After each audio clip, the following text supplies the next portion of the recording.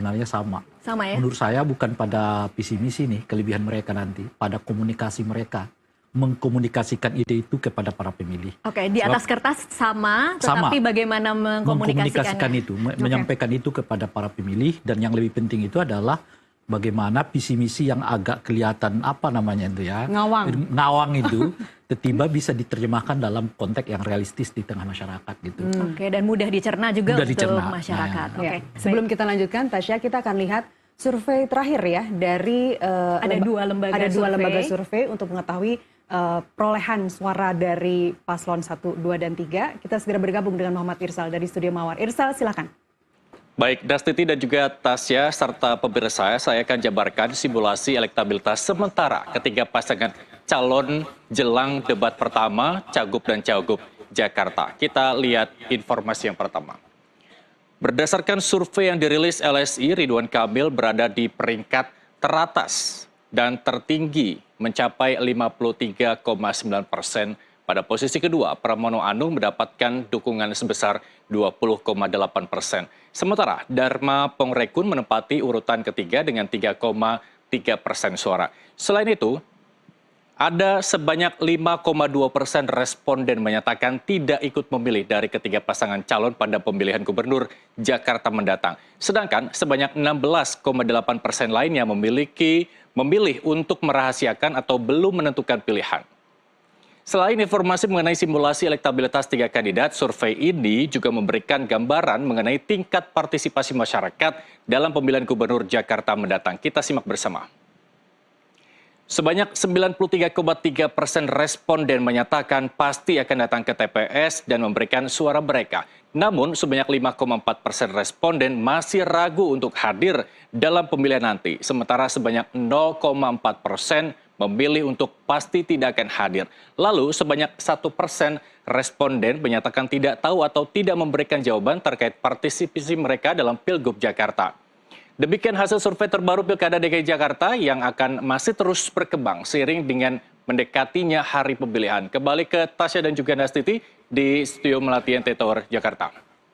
Baik, Irsal, terima kasih. Tadi kalau kita lihat Bang Rey belum ada yang menempati atau memperoleh elektabilitasnya di atas 50+1. Ini apa artinya? Nah, itu tadi kalau 53. Ini survei pertama sih saya. Survei pertama ke bulan pertama mereka salah ya angkanya ya Bang Rey. Bukan salah. Memang kalau di LSI setinggi itu. Awalnya udah setinggi itu. Di awal, tapi itu survei pertama ya. Yang terbaru? Survei kedua, kemudian poltreking kan. Iya. Di poltreking itu 47,5. Iya, Ridwan Kamil udah turun tuh. Iya, Ridwan Kamil sudah turun 47,5, Pramono Ranu 31,5%. Nah, survei terakhir yang dilakukan oleh seingat saya Carta Politika. Carta Politika 48,3 untuk naik Ridwan Kamil. 1%, tapi yang fantastis itu adalah Pramono sama Rano Karno naik cukup tinggi, 2-3% ya. Tapi ingat, Kun juga naik ya, sekitar 2-3% gitu. Iya, ada pergerakan di posisi Pramono Rano dan juga Dharma Kun. Nah, artinya kalau kita lihat dari 3 survei ini, dari bulan ke bulan, yang terbaca itu Ridwan Kamil konsisten turun, turun. Sementara Rano Karno dan Kun konsisten mulai naik. Oke. Sekarang kita lanjutkan dari lembaga poltreking. Oh ada ini ya. Oh ada. Dan juga Nastiti serta pemirsa, Poltreking Indonesia menyelenggarakan survei pada awal September 2024 pasca pendaftaran calon gubernur dan wakil gubernur ke KPU Jakarta. Kita lihat grafis berikut ini. Pertama, pada simulasi tunggal calon gubernur daerah khusus Jakarta, Ridwan Kamil memperoleh angka elektabilitas 48,9%, diikuti Pramono Anung 22,1% dan Dharma Pongrekun dengan angka 4,1%. Sedangkan pada simulasi tunggal calon wakil gubernur daerah khusus Jakarta, Rano Karno memperoleh angka elektabilitas 37,6%, diikuti Suswono 27,6% dan Kun Wardana 4,8%.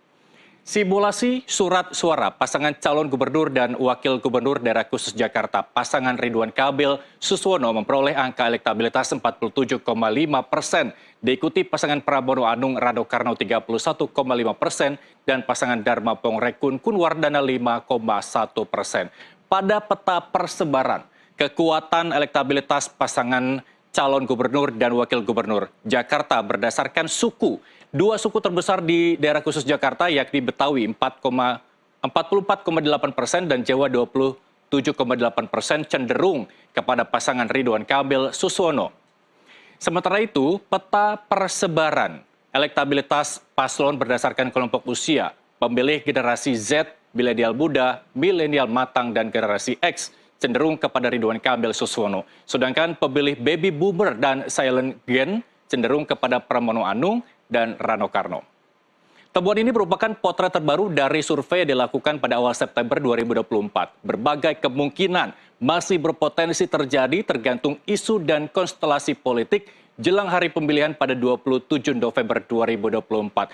Semuanya akan dielaborasi pada perbincangan bersama Ray Rangkuti dan Tasya serta Nastiti di studio Melati NT Tower Jakarta. Silakan kembali ke Anda. Baik, Irsal, terima kasih. Nah, tadi sudah ada 2 lembaga survei. Dan kalau boleh saya menambah satu lagi yang terbaru dari Carta Politika itu paslon nomor 1 48,3%, kemudian paslon nomor 2 5,6% dan Pramono Rano 36,5%. Rasanya memang tidak terlalu jauh berbeda survei yang dilakukan oleh Poltreking sama Carta enggak. Yes. Tapi kalau LSI kan beda. Karena LSI saat itu sudah 52 kan. Ridwan Kamil gitu. Iya. Nah, tapi itu bisa dijelaskan secara sosiologis kan. Karena waktu survei itu dilakukan oleh LSI, itu baru mereka mendaftarkan diri ke KPU kan. Memang harus diakui Ridwan Kamil 2-3 bulan sebelum mendaftar sudah sangat populer kan, akan dicalonkan sebagai calon gubernur. Nah cuma kalau dihadap-hadapkan dengan Anies Baswedan, dia kelihatan kalah telak kan. Tapi begitu Anies Baswedan nggak ada, ya dengan sendirinya dia naik gitu. Nah tapi lagi-lagi kecenderungan dia naik itu tertahan karena semakin gencar orang mengenal Pramono Anung, gencar juga mengenal Rano Karno gitu ya, sehingga kemudian kelihatan dia turun, ya impasnya mesti ke kedua tempat ini gitu. Jadi kalau Ridwan Kamil naik 53, sekarang dia kehilangan sekitar 4-5% gitu, mesti yang imbasnya ke 2 paslon yang lain kan. Betul. Nah 2 paslon yang ini adalah Rano Karno dan Kun Rekun, dan kelihatan kan tadi itu.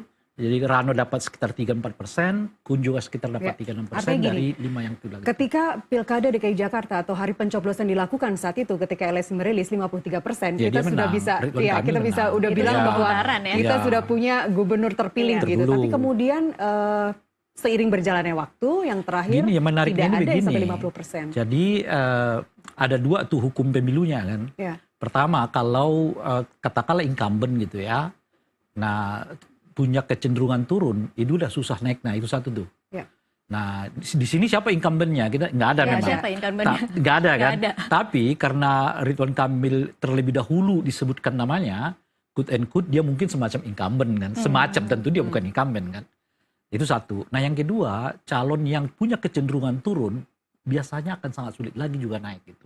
Oke, jadi kalau menurut Bang Rey, dengan tren turunnya RK Suswono dan tren naiknya 2 paslon lain, seharusnya dari kubu RK dan Suswono khawatir dong ya hari ini? Oh iya, itu khawatir. Dan yang kedua kayaknya bakal 2 putaran. Bakal 2 putaran, oke. Iya. Kira-kira harus, kalau tadi Bang Rey mengatakan bahwa kalau yang turun itu akan susah untuk mengembalikan itu lagi. Itu teorinya ya. Iya. Akan terlalu, tapi kan teori ini kan tidak selalu sama. Iya. Harus pakai strategi apa dong berarti Ridwan Kamil untuk menjaga tren penurunan ini tidak lebih turun lagi? Masih itu ada kan waktu masih ada November. 2 sektor pemilih kan. Pemilih pertama yang masih ragu-ragu, itu ada sekitar 10% kan. Iya. Yang terakhir itu ya. Yang kedua ada 5% tuh pemilih yang mau mencoblos semua. Yang diidentikan sebagai pemilihnya Abah Anies ya kan. Iya. Abah Anies ya Iya, kan. Abah Anies. Nah kalau siapapun yang masuk ke dua tempat ini gitu ya. Saya kira yang 5% itu termasuk Jakmania ya. Karena Jakmania belum menentukan juga ya siapa yang bakal mereka dorong. Tapi cukup solid ya kalau kemudian Jakmania mengatakan kita akan pilih ini, terus kemudian memang bisa implikasinya lumayan besar. Dan karena mereka itu sepanjang yang saya ingat lebih dari 1 juta pemilih di Jakarta yang mengidentifikasi diri sebagai Jakmania ya. Jangan-jangan ngaruh apa yang diposting oleh Ridwan Kamil dulu saat di Jawa Barat masa lalunya.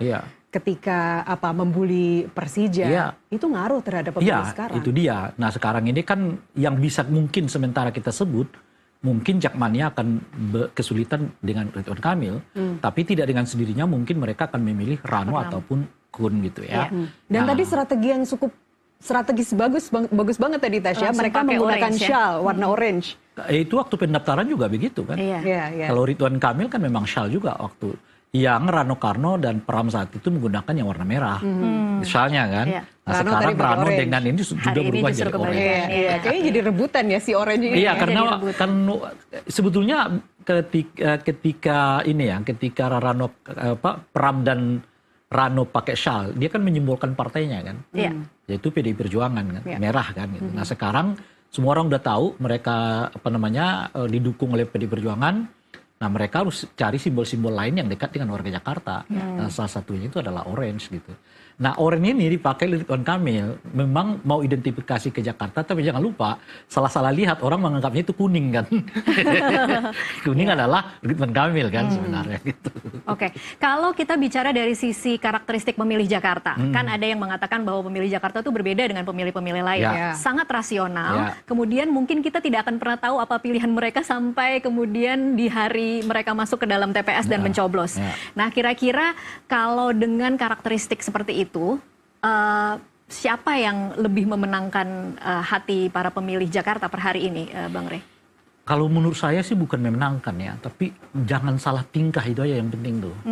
Kalau kita belajar misalnya di Pilkada Jakarta itu, orang sebelum ada sesuatu yang dianggap tidak sesuai cocok dengan warga Jakarta, Ahok itu masih nomor 1 loh. Jangan sampai salah langkah berarti ya? Oke. Nah, cuman ada peristiwa yang dianggap oleh orang itu nggak cocok kan. Yaitu ada orang menyebut semacam masifikasi pembagian bansos gitu. Justru ditolak oleh warga Jakarta. Oke. Nah, disitulah kemudian faktor kekalahan Ahok. Tapi tentu saja di luar soal isu identitas kan Iya. gitu. Jadi artinya waktu dia diserang identitas sekalipun dia masih bertahan loh. Di 50-50 itu dengan Anies Baswedan. Tapi ketika ada isu yang menyebut bahwa Ahok itu atau timnya Ahok itu bagi-bagi bansos, nah di situ dia jatuhnya. Oke. Belum pasti dia ya. Iya. Nah, isu yang saya sebut tadi, saya menyatakan semacam isu gitu. Nah, oleh karena itu di Pilkada Jakarta ini kelihatan yang paling pokok itu jangan sampai Anda salah langkah itu. Jadi mereka Ada yang sudah hati-hati. salah langkah belum tapi selama Sejauh ini belum kampanye sih. ini? Sejauh ini belum. Termasuk ketika Rano mendekatkan diri kepada budaya Betawi, kemudian seolah-olah seperti memprioritaskan program-program nanti salah satunya untuk anak-anak Betawi, sekolahnya mereka, kuliah mereka, itu bukan menjadi backfire untuk pasangan Pramono Rano? Mungkin nggak bisa disebut begitu karena memang ia teridentifikasi sebagai orang yang mewakili masyarakat Betawi kan. Saya menyebut teridentifikasi karena belum tentu dia punya darah Betawi kan, kira-kira gitu ya. Tapi dia teridentifikasi sejak dari awal sangat melekat perannya Sidul di dalam sinetron itu sebagai orang Betawi gitu. Oleh karena itu kita melihat juga respon masyarakat Betawi kepada Sidul yang begitu cukup ya kan. Oleh karena itu mungkin perbincangan tentang Betawi menyeruak kembali dan itu salah satunya direpresentasi oleh Rano Karno. Tapi saya kira jelas itu bukan satu-satunya itu yang mereka prioritaskan gitu ya. Ada Pramono yang Jawa juga, suku Jawa. Jadi ini sebetulnya dua kandidat ini mewakili dua pemilih dengan suku etnik terbesar di Jakarta gitu ya. Nah, kalau kita lihat tadi survei yang terakhir itu yang poll tracking, malah hanya 22% masyarakat Jawa yang memilih Ridwan Kamil dan Suswono. Gitu. Jadi ada 78% lagi itu masyarakat Jawanya belum menentukan dan boleh jadi itu yang masuk ke ke Pram atau itu pangsa pasarnya Pram sama Kun gitu kira-kira. Nah, oleh karena itu menurut saya kalau kemudian pasangan Rano Karno dan Pram kelihatan lebih mendekati Betawi, ya itu ada 78% loh yang belum tersentuh gitu. Oleh karena itu nggak masuk akal kalau mereka itu tinggalkan gitu loh ya. Karena kalau lihat survei itu tadi, Suswono dengan Ridwan itu masih menjangkau 22% komunitas etnik Jawa di Jakarta gitu. Artinya itu tadi 78%-nya masih tersedia yang belum ketahuan akan kemana gitu. Tapi jadi kalau mereka kelihatan lebih ke Betawinya saja, itu menghilangkan 78 sekian persen. Bang Rey, gitu. tapi kalau melihat strategi mengkapitalisasi Sidul itu, kemudian melihat angkanya hari ini, artinya cukup berhasil ya dengan menggunakan strategi. Pertama Anda bisa bayangkan, mereka dapat cuma 20% di LSI kan, sekarang 33%. Iya. Itu 13%. Berarti berhasil ya? Lumayan. Lumayan ya dengan mengkapitalisasi Sidul ya. Dengan satu bulan 13% loh kenaikannya. Oke. Termasuk Jangan 13% lah, katakan 10%. 50% kan. Iya. Iya, termasuk tadi membawa Mandra. Iya, membawa Mandra. Iya. Kalau Carta Politika bilangnya memang konsisten naik 8,1%. Itu dia. 8,1% untuk Pramono Rano dan kemudian turun 3,5% untuk RK Suswono gitu ya. Itu. Jadi lumayan gitu. Lumayan. Tapi menurut saya itu strategi. Kalau kita kontekkan itu tadi, strategi mereka begitu kan. Nah mungkin setelah ini mereka akan masuk ke komunitas yang lain. Jangan lupa ya, Rano itu kan masih punya darah Minang juga. Dan lumayan etnik Minang di Jakarta ini juga lumayan. Belum dihidupkan saja ya. Dan kalau salah satu yang membuat Anies itu melejit di Jakarta dulu itu karena persatuan masyarakat Minang di Jakarta kan, khususnya yang di Tanah Abang ya, sebagainya. Sama kemudian mungkin kita juga menunggu kira-kira Anies akan kemana ya? Iya. Itu kan yang 5% tadi tuh, belum kelihatan ini akan kemana gitu. Oke, baik. Kalau kemudian bicara balik lagi ke soal pemilih, Bang Rey, pengetahuan mereka tentang parpol-parpol pendukung akan seperti apa kemudian pengetahuan itu dalam preferensi mereka ketika melakukan lagi-lagi ya, kalau di pilkada kita ini tidak terlalu menentukan tuh partai, memang figurnya yang paling kuat.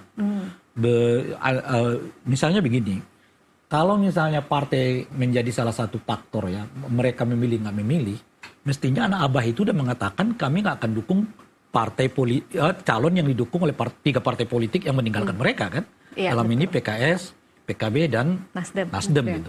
Faktanya mereka menunda juga untuk menyatakan dukungan kepada yang lain gitu. Itu artinya apa? Artinya partai tidak menjadi faktor penentu mereka gitu. Tetap aja figurnya gitu. Sebab kalau misalnya partai sebagai alat ukur mereka untuk menentukan dukungan, ya kita sudah bisa menyimpulkan tuh mesti anak abah ini ninggalin Ridwan Kamil sama Suswono karena Ridwan Kamil sama Suswono didukung 3 partai yang membuat mereka kecewa kan kira-kira gitu. Faktanya mereka menunda kok. Tidak juga mengatakan kami nggak akan milih Ridwan Kamil dan mereka juga tidak mengatakan milih paslon yang lain. Mereka justru kampanye coblos semua kan gitu. Iya. Fakta bahwa kita bisa bahas sedikit ya soal bagaimana Jokowi efek hari ini. Jokowi efek tapi hari gini ini ya, soal partai apa? ini nanti kita lihat gini menurut saya. Partai ini kalau di Jakarta menurut saya hanya bisa 2 yang identifikasi yang sangat solid, yaitu PKS dengan PDI Perjuangan kan. Nah oleh karena itu PKS mungkin akan ke Suswono gitu ya. Lalu PDI jelas itu ke Pramono dan Rano gitu. Nah, yang salah satu menurut saya yang memungkinkan untuk membesarkan kembali Ridwan Kamil sama Suswono itu soal Pak Prabowo. Gitu. Sejauh apa tampil Pak Prabowo di Jakarta? Sebab warga Jakarta itu nggak milih Gerindra loh. Dia nomor 3 di Jakarta ya kan. Jadi orang malah milih PKS dan milih PDI Perjuangan. Tapi kenapa Pak Prabowo bisa menang di Jakarta? Ya karena memang figur beliau cukup ya menarik simpati warga Jakarta. Oleh karena itu Ridwan Kamil dan Pak Suswono kalau didiamkan gitu ya oleh Pak Prabowo bisa punya potensi 2 putaran yang saya sebutkan itu tadi. Gitu. Oke, baik. Kita akan coba lihat kondisi terkini di G-Expo Kemayoran Jakarta. Kita langsung bergabung di sana seperti